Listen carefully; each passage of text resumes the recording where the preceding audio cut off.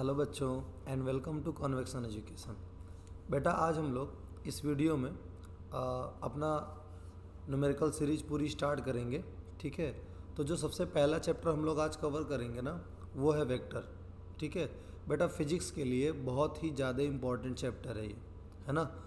हमेशा जितने भी ये चैप्टर आप आगे इसके बाद हम लोग करेंगे सब में, है ना, इसका बहुत ज़्यादा यूज होता है। तो देखिए हम लोग बेसिकली मेन जो फोकस होगा हमारा वो न्यूमेरिकल सॉल्व करने पे ही होगा। ठीक है, हमने न्यूमेरिकल को टॉपिक वाइज डिवाइड किया है ना। तो जो सबसे पहला टॉपिक हम लोग करेंगे, सारे क्वेश्चंस हमारे ऑब्जेक्टिव होंगे।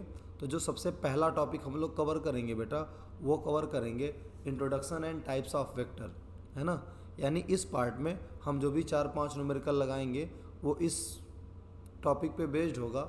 ठीक है, टाइप्स ऑफ वेक्टर पे और वेक्टर और स्केलर पे। ठीक, तो देखिए ध्यान से, जब ये 4-5 क्वेश्चन अभी हम लोग कर लेंगे उसके बाद तुरंत जितनी भी थियरी है ना, जितने शॉर्ट में हो सकती है मैं आपको बता दूंगा पूरी की पूरी थियरी, ताकि सारी चीज़ें आपको यहीं से मिल जाए। ठीक है, और क्वेश्चन के थ्रू हम लोग सारी थियरी भी कवर करते जाएंगे। ठीक, एग्जामिनेशन में आपको बहुत ही ज़्यादा हेल्प करेगा, है ना।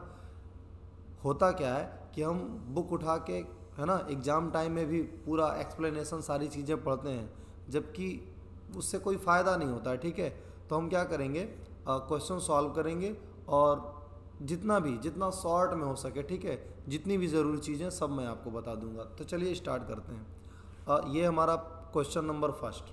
देखिए क्वेश्चन नंबर फर्स्ट क्या कह रहा है। क्वेश्चन नंबर फर्स्ट बेटा ये कह रहा है the pair containing a scalar and vector quantity is, है ना बेटा। ये आपको 4 पार्ट दिए हुए हैं। देखिए पहले पार्ट में क्या दिया हुआ, इम्पल्स और एंगुलर मोमेंटम। दूसरे पार्ट में क्या दिया हुआ, वर्क और फ्रीक्वेंसी। तीसरे पार्ट में क्या दिया हुआ, इलेक्ट्रोमोटिव फोर्स और फोर्स। चौथे पार्ट में दिया हुआ इलेक्ट्रॉनिक पावर और एनर्जी। बेसिकली ये जो क्वेश्चन है ये इस बात पे डिपेंड है ना कि आपको स्केलर और वेक्टर की समझ है कि नहीं।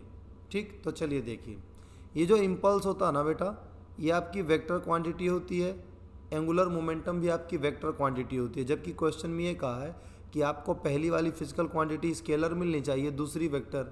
इन दोनों में से ना वर्क ना फ्रीक्वेंसी, दोनों में से कोई भी वेक्टर क्वांटिटी है ही नहीं। ठीक है, तो ये भी ऑप्शन आपका गलत हो गया। यहाँ पे देखिए ये जो इलेक्ट्रोमोटिव फोर्स है बेटा इसको हम ईएमएफ भी कहते हैं। ठीक है, इलेक्ट्रोमोटिव फोर्स, इलेक्ट्रोमोटिव फोर्स एक स्केलर क्वांटिटी होती है। इलेक्ट्रोमोटिव फोर्स एक स्केलर क्वांटिटी होती है और इसकी जो यूनिट होती है ना बेटा, इसकी जो यूनिट होती है ये होती है वोल्ट। फोर्स आप सबको पता है कि ये एक वेक्टर क्वांटिटी है और इसकी जो एसआई यूनिट होती है ये न्यूटन होती है। ठीक, तो इस तरीके से थर्ड ऑप्शन यानी थर्ड वाला पार्ट ये हमारा सही होगा, क्योंकि इसमें इलेक्ट्रोमोटिव फोर्स पहली स्केलर क्वांटिटी है और ये जो दूसरा फोर्स है हमारा ये वेक्टर क्वांटिटी है। ठीक, यहाँ पे चाहे आप इलेक्ट्रॉनिक पावर की बात करें चाहे आप एनर्जी की बात करें, ये दोनों ही स्केलर क्वांटिटीज़ हैं, है ना। तो इस तरीके से आपको ये चारों ऑप्शन, है ना, सब ध्यान रखने हैं कि इम्पल्स वेक्टर क्वांटिटी है, एंगुलर मोमेंटम वेक्टर क्वांटिटी है, वर्क स्केलर क्वांटिटी है, इलेक्ट्रोमोटिव फोर्स स्केलर क्वांटिटी है, फोर्स वेक्टर क्वांटिटी है, electronic power energy scalar quantity है। ठीक है, ये सारी जानकारी आपको होनी चाहिए। तो ठीक है, इस तरीके से पहला क्वेश्चन हमारा कंप्लीट हुआ। बेटा अब आते हैं नेक्स्ट क्वेश्चन पे। ठीक, देखिए नेक्स्ट क्वेश्चन क्या है। नेक्स्ट क्वेश्चन जो है, ये जो क्वेश्चन हमने बनाया ये बेसिकली इसलिए बनाया है कि इस क्वेश्चन के थ्रू हम चेक कर लें कि आपको वेक्टर की जो डेफिनेशंस हैं, है ना, जो कंडीशन है वो आपको कितनी पता है। ठीक, तो चलिए देखिए इस क्वेश्चन में क्या कह रहा है। कह रहा है चूज़ द फॉल्स स्टेटमेंट। आपको वो स्टेटमेंट चूज़ करना ना बेटा जो फॉल्स हो। ठीक, तो चलिए पहला स्टेटमेंट पढ़ते हैं। पहला स्टेटमेंट ये है कि electric current is a vector. Electric current एक वेक्टर क्वांटिटी होती है because it has both magnitude and direction. ठीक, यानी पहला स्टेटमेंट ये कह रहा है कि इलेक्ट्रिक फील्ड एक वेक्टर क्वांटिटी है इसलिए क्योंकि इसके पास मैग्नीट्यूड और डायरेक्शन होता है। दूसरा क्या कह रहा है, दूसरा कह रहा है कि भाई time is a vector quantity. Time एक वेक्टर क्वांटिटी है which has direction always in forward direction, है ना। थर्ड क्या है कि all the quantities have magnitude and direction are vector quantities. Fourth क्या है कि ऑल द अबव, ये सब फॉल्स हैं। तो चलिए सबसे पहले मैं आपको वेक्टर की डेफिनेशन ही यहीं बता देता हूँ, ठीक। तो ध्यान से देखिए, इस क्वेश्चन के थ्रू वेक्टर की डेफिनेशन, स्केलर की डेफिनेशन और इन सारी चीज़ों के बारे में हम जान जाएंगे, ठीक है। तो चलिए स्टार्ट करते हैं वेक्टर से। ध्यान से देखिए, वेक्टर हमें पता है बेटा कि वेक्टर वो फिजिकल क्वांटिटी होती है जिसके पास मैग्नीट्यूड होता है, डायरेक्शन होती है, और जो थर्ड मोस्ट इंपॉर्टेंट कंडीशन है कि ये एक स्पेशल रूल ऑफ को फॉलो करते हैं, है ना, यानी ये ओबे करते हैं वेक्टर अलजेब्रा को,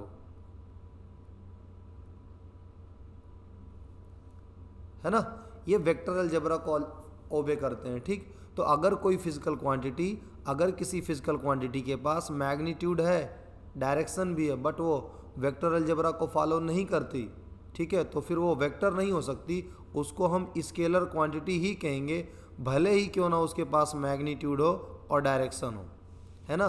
स्केलर क्वांटिटी की खासियत ये होती है कि ये वेक्टर अलजेब्रा को नहीं फॉलो करती, ये ऑर्डिनरी अलजेब्रा को फॉलो करती है, जो हम लोग क्लास 10 तक, क्लास 8 तक पढ़ते हैं, एडिशन सब्ट्रैक्शन के जो भी रूल्स पढ़ते हैं, ठीक है, ये ऑर्डिनरी अलजेब्रा को फॉलो करती है,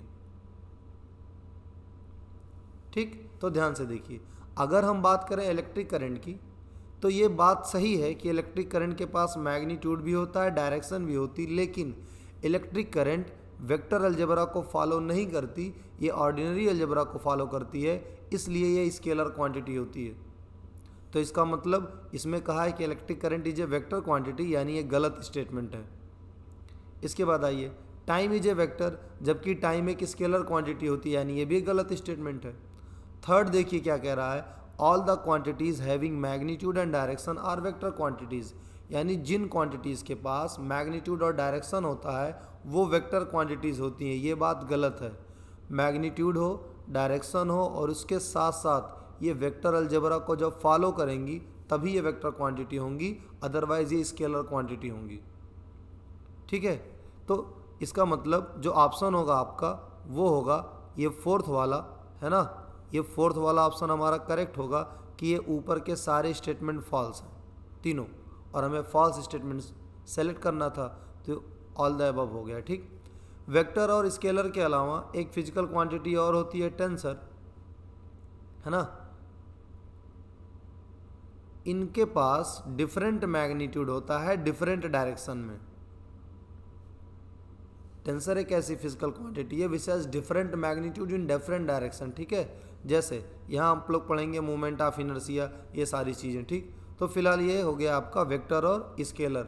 इसमें हमने वेक्टर और स्केलर की डेफिनेशन पढ़ ली, है ना। ये देखिए, ये सारी फिजिकल क्वांटिटीज़ के बारे में पढ़ लिए और इसके पीछे वाले क्वेश्चन में हमारे पास एग्जाम्पल भी हो गया। इस तरीके से हमारी थियरी और प्रॉब्लम सब आगे बढ़ते जाएंगे, ठीक है, और सारी चीज़ें टॉपिक वाइज ही होगी बेटा। चलिए अब आते हैं इस पे, कह रहा है कि a vector is not change, है ना, एक वेक्टर जो है वो चेंज नहीं होता है। कब चेंज नहीं होता है ये आपको बताना है, ठीक। तो चलिए देखते हैं कब चेंज नहीं होता है। कह रहा vector is not change, a vector is not change if it is rotated through an arbitrary angle. कह रहा है कि अगर एक वेक्टर को ना, अगर एक वेक्टर को आप एक आर्बिट्रेरी एंगल से रोटेट कर दो तो ये चेंज नहीं होगा, है ना। देखते हैं भाई चेंज होता है कि नहीं होता है, ठीक। उसके बाद देखिए, अगर एक वेक्टर है यहाँ पे, ये पहला वाला देखते हैं, पहला वाला पार्ट, अगर एक वेक्टर इस डायरेक्शन में है और इसको आप रोटेट करते हैं तो आप जानते हैं रोटेट करके या तो ये यहाँ आ गया, अगर एंटी क्लॉकवाइज रोटेट किया आप, थीटा एंगल से रोटेट किए।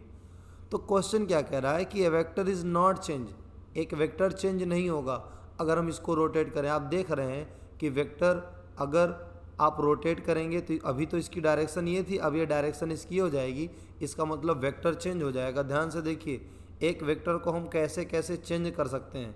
एक वेक्टर को चेंज करने के लिए, है ना, एक वेक्टर के पास मैग्नीट्यूड और डायरेक्शन होती है।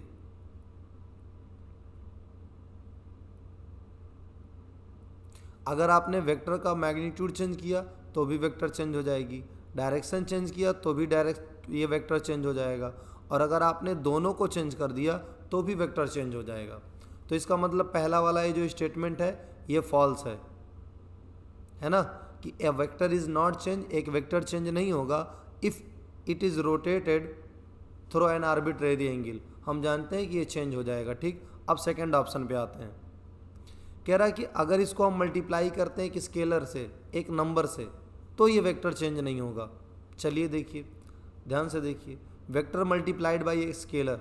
अगर कोई वेक्टर ए है और इस वेक्टर को हम मल्टीप्लाई करते हैं एक स्केलर के से, ध्यान से देखिएगा बेटा, अगर कोई वेक्टर ए है और इसको हम मल्टीप्लाई करते हैं एक स्केलर के से, ठीक है, तो हमें एक नया वेक्टर मिल जाता है। पहली बात तो आप यही सुन लीजिए कि अगर आप एक वेक्टर को एक स्केलर से मल्टीप्लाई करते हैं तो हमें एक नया वेक्टर मिल जाता है, और मान लेते हैं वो वेक्टर है बी, और बी को हम लिखते कैसे हैं, ऐसे लिखते हैं के ए वेक्टर। अगर एक वेक्टर को हम किसी स्केलर से मल्टीप्लाई करते हैं तो हमें एक नया वेक्टर मिलता है ना, और उस नए वेक्टर को हम ऐसे लिखेंगे। अब ये जो नया वेक्टर होगा, इस नए वेक्टर के पास मैग्नीट्यूड होगा। तो अब नए वेक्टर के पास मैग्नीट्यूड होता कितना है, मान लेते हैं अगर a का मैग्नीट्यूड है 2, है ना, और k की वैल्यू है 3, तो देखिए 3 इंटू 2 हो जाएगा, यानी इसका मैग्नीट्यूड हो जाएगा 6। कहने का मतलब जब किसी वेक्टर को किसी स्केलर से मल्टीप्लाई करते हैं, अगर किसी स्केलर k से मल्टीप्लाई कर रहे हैं तो उस वेक्टर का जो मैग्नीट्यूड होगा वो k टाइम्स बढ़ जाता है ना, k टाइम्स बढ़ जाता है। तो इसका मैग्नीट्यूड 2 था, k से मल्टीप्लाई करेंगे यानी 3 से मल्टीप्लाई करेंगे तो 3 2 जा 6 हो जाएगा। अच्छा, डायरेक्शन पे क्या फ़र्क पड़ती है भाई, देखिए अगर k पॉजिटिव है तो डायरेक्शन सेम रहेगी, बट अगर k निगेटिव है तो डायरेक्शन अपोजिट हो जाएगी, है ना। अगर k पॉजिटिव है, a की डायरेक्शन अगर a है, और अगर k पॉजिटिव है तो नए वेक्टर की डायरेक्शन भी यही रहेगी, बट अगर k निगेटिव है तो नए वेक्टर की डायरेक्शन ये हो जाएगी, है ना। तो हमें पता चल गया कि अगर आप एक आर्बिट्रेरी स्केलर से मल्टीप्लाई करते हैं तो भी वेक्टर चेंज हो जाएगा, है ना। तो 1 2 3 ये 4 तरीका पढ़ लिए हम लोग। इसके बाद देखिए तीसरा है it is crossed multiplied by a unit vector, है ना। अभी आगे हम लोग पढ़ेंगे क्रॉस मल्टीप्लिकेशन, तो उसमें क्या बताया जाएगा कि अगर एक वेक्टर को किसी वेक्टर से आप मल्टीप्लाई करते हैं तो आपको एक नया वेक्टर मिलता है जो इन दोनों के परपेंडिकुलर होता है ना। तो ठीक है, आप क्रॉस मल्टीप्लाई करेंगे तो भी वेक्टर चेंज हो जाएगा। इसके बाद क्या है, it is slid parallel to itself, है ना। अगर इस वेक्टर को, है ना, हम पैरेलल स्लाइड करें, ठीक, तो ध्यान से देखिए, एक वेक्टर होता है बेटा, एक थ्योरी बताऊंगा मैं आपको यहाँ पे। एक वेक्टर होता है, इस क्वेश्चन में बता दे रहा हूँ, देखिए ध्यान से। एक वेक्टर होता है equal vector, types of vector में एक वेक्टर होता है इक्वल वेक्टर। तो वेक्टर इक्वल तभी होते हैं जब इनका मैग्नीट्यूड और डायरेक्शन दोनों सेम होती है, जैसे ये है, ये दोनों वेक्टर इक्वल है, ठीक। तो इसमें हमें जो मेन पॉइंट पढ़ते हैं कि चूंकि वेक्टर की इक्वलिटी के लिए बस इतना ज़रूरी है कि मैग्नीट्यूड और डायरेक्शन सेम हो, ये ज़रूरी नहीं कि दोनों का इनिशियल पॉइंट सेम हो, है ना। तो ध्यान से देखिए, यानी अगर ये वेक्टर ये है और ये वेक्टर ये है और ये वेक्टर ये है और एक वेक्टर यहाँ बनाया, एक वेक्टर यहाँ बनाया, तो ध्यान से देखिए हम क्या कह सकते हैं, हम ये कह सकते हैं कि इस वेक्टर को हम उठा के यहाँ लाए, या इस वेक्टर को हम उठा के यहाँ लाए, या इस वेक्टर को हम उठा के यहाँ लाए, ठीक है। तो कहने का मतलब है कि अगर एक वेक्टर को आप उसके पैरेलल में, है ना, पैरेलल में लेके जाते हैं, ठीक है, तो ये ध्यान रखे रहिएगा कि वेक्टर में कोई चेंजिंग नहीं आती है, ठीक। तो इस तरीके से ये वाला ऑप्शन करेक्ट हुआ कि अगर एक वेक्टर को उसके पैरेलल में आप कहीं भी लेके जाते हैं, यानी डायरेक्शन चेंज ना हो, तो वेक्टर में कोई चेंजिंग नहीं होगी, ठीक। तो ये हो गया हमारा, ठीक है।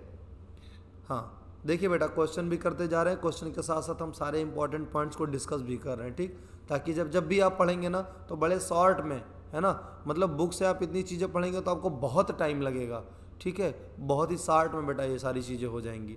तो चलिए आगे बढ़ते हैं फिर। इस क्वेश्चन में देखिए, इस क्वेश्चन में कह रहा है कि एंगुलर वेलोसिटी है, क्या है, स्केलर क्वांटिटी, गलत बात है, ये वेक्टर क्वांटिटी है। ए पोलर वेक्टर, नहीं, पोलर वेक्टर नहीं है। एक्सियल वेक्टर, हाँ, एंगुलर वेलोसिटी एक एक्सियल वेक्टर होता है। अब आप कहेंगे कि स्केलर तो मैं जानता हूँ, लेकिन मैं पोलर और एक्सियल नहीं जानता हूँ, तो मैं अब आपको पोलर और स्केलर बता देता हूँ। ठीक, ध्यान से देखिए।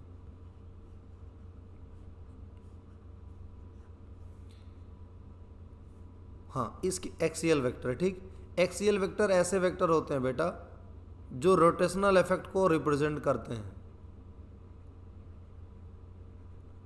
है ना। और हमेशा इनकी जो डायरेक्शन होती है, हमेशा इनकी जो डायरेक्शन होती है along the axis of rotation होती है, along the axis of rotation होती है।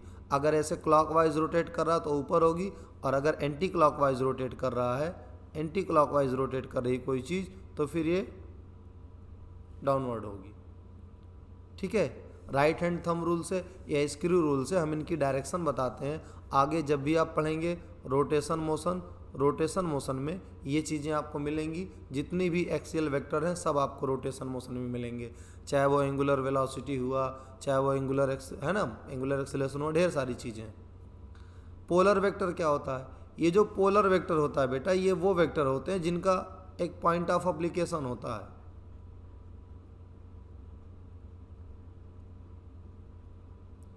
है ना। जैसे हमने कहा कि जैसे हम कहते हैं कि एक बॉडी है, इस बॉडी पे एक पॉइंट पे एक फोर्स अप्लाई किया गया। ठीक, तो यानी कि आपने इस पॉइंट पे फोर्स अप्लाई किया, ठीक है ना। तो इनका हमेशा एक पॉइंट ऑफ एप्लीकेशन होता है, एक स्टार्टिंग पॉइंट होता है। तो ये आपके पोलर वेक्टर होते हैं। जो भी आपने पढ़ा डिस्प्लेसमेंट, वेलोसिटी, ये सब के सब पोलर वेक्टर ही हैं। ठीक है, तो चलिए पोलर वेक्टर भी हो गया, स्केलर भी हो गया। अब जो चीज़ें बची रह गई हैं मैं उसको फटाफट बता देता हूँ आपको। ठीक है, हाँ ध्यान से देखिए, उसी के साथ ये टॉपिक हमारा ख़त्म हो जाएगा। तो चलिए स्टार्ट करते हैं।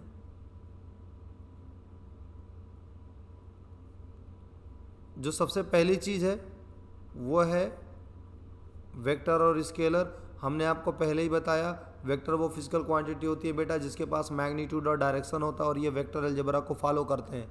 अगर किसी फिजिकल क्वांटिटी के पास मैग्नीट्यूड और डायरेक्शन हो बट वो वेक्टर अलजेब्रा को फॉलो ना करें, तो इनको हम स्केलर क्वांटिटी कहेंगे, कभी इनको हम वेक्टर क्वांटिटी नहीं कहेंगे, है ना। इनके अलावा, इन दोनों के अलावा एक थर्ड फिजिकल क्वांटिटी टेंसर भी होती है।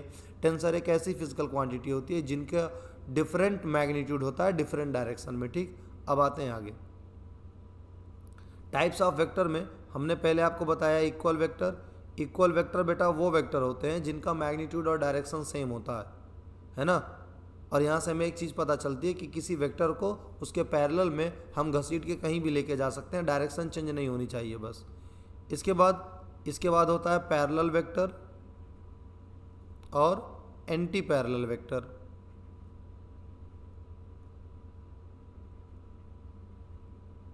पैरेलल वेक्टर और एंटी पैरेलल वेक्टर क्या होते हैं? एंटी पैरेलल वेक्टर वो वेक्टर होते हैं, एंटी पैरेलल वेक्टर वो वेक्टर होते हैं, ठीक है, जिनकी डायरेक्शन अपोजिट होती है। पैरेलल वेक्टर वो वेक्टर होते हैं जिनकी डायरेक्शन सेम होती है। इन दोनों की डायरेक्शन सेम है तो ये पैरेलल वेक्टर है। अगर हम इनकी बात करें तो इनकी डायरेक्शन अपोजिट है, ये एंटी पैरेलल वेक्टर है। ठीक है, इसके अलावा देखिए हम कुछ चीज़ें और देखते हैं। इसके अलावा होता है यूनिट वेक्टर। यूनिट वेक्टर क्या होता है? अगर कोई वेक्टर ए है बेटा और इस वेक्टर को हमने इसी वेक्टर के मैग्नीट्यूड से डिवाइड कर दिया, है ना, ये वेक्टर का मैग्नीट्यूड। अगर किसी वेक्टर को हम उसी वेक्टर के मैग्नीट्यूड से डिवाइड करते हैं तो हमको उस वेक्टर का यूनिट वेक्टर मिलता है, और यूनिट वेक्टर को हम ऐसे लिखते हैं ए कैप, है ना। यूनिट वेक्टर को हम इस तरीके से लिखते हैं ए कैप। ठीक, तो किसी भी वेक्टर का, जैसे मान लें कोई वेक्टर ए है, इसका आपको यूनिट वेक्टर निकालना है तो आप क्या करोगे? उसी के मैग्नीट्यूड से उसको डिवाइड कर दोगे। ठीक है, एक्स एक्सिस के अलोंग जो यूनिट वेक्टर लिया जाता है वो होता है आई, वाई एक्सिस के अलोंग जो यूनिट वेक्टर लिया जाता है वो जे, जेड एक्सिस के अलोंग जो यूनिट वेक्टर लिया जाता है वो के लिया जाता है। बेसिकली ये डायरेक्शन को रिप्रेजेंट करते हैं यूनिट वेक्टर, आई जे के।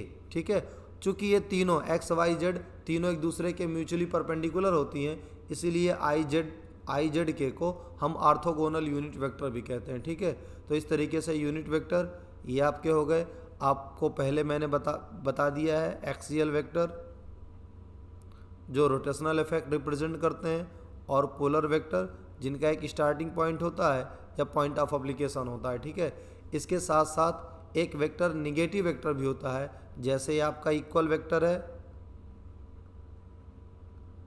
पैरेलल वेक्टर क्या है, डायरेक्शन सेम होगी, anti parallel vector direction opposite होगी। इक्वल वेक्टर क्या होता है, मैग्नीट्यूड सेम होता है, डायरेक्शन भी सेम होती है।